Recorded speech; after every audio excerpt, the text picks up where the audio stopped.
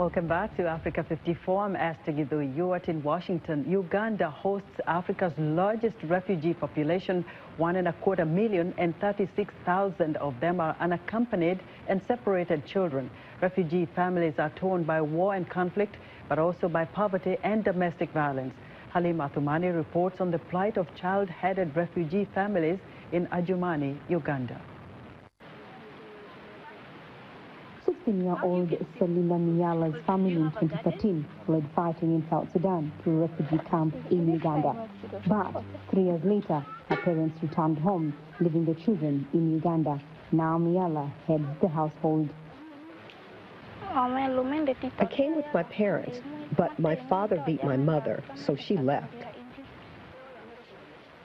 The United Nations Refugee Agency says more than 36,000 refugee children in Uganda are unaccompanied or separated from their parents, while most broken families were torn from years of conflict in South Sudan.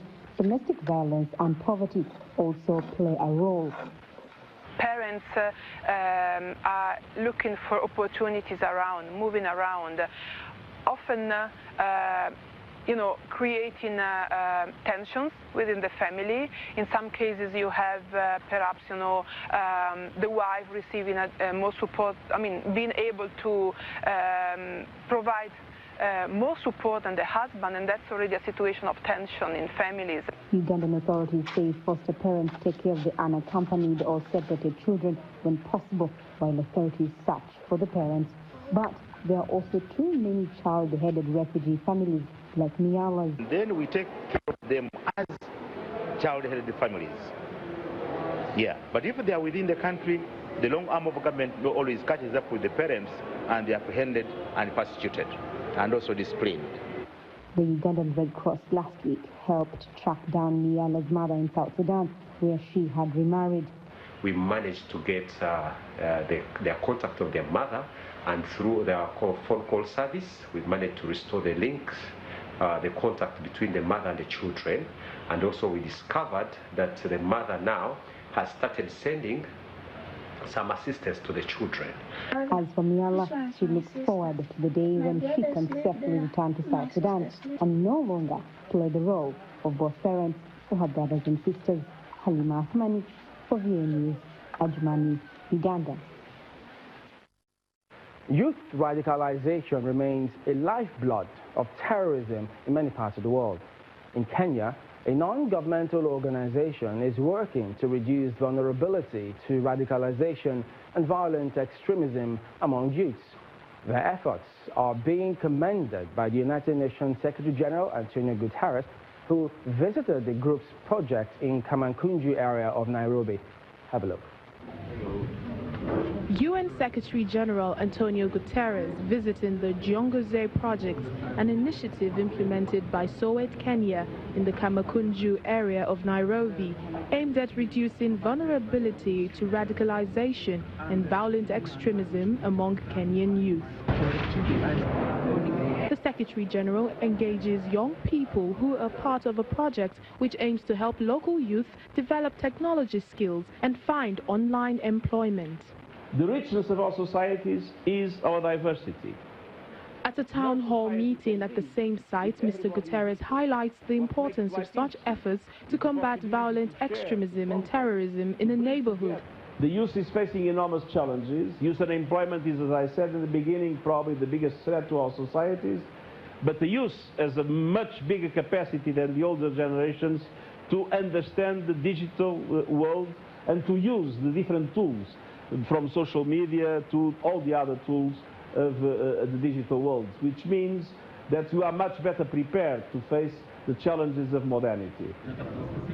After hearing from the community representatives, Guterres commends the comprehensive approach taken by the community. He also highlights the need to focus on preventive measures. When we prevent disease, when we prevent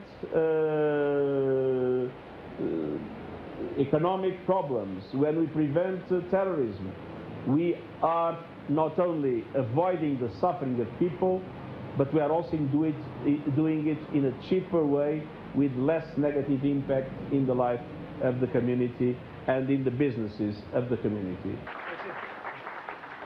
The Jongoze project targets 200 youth per mentors in Kamakunji sub-county who are both in and out of school. The project also leverages existing community networks and the media to spread information about prevention of violent extremism.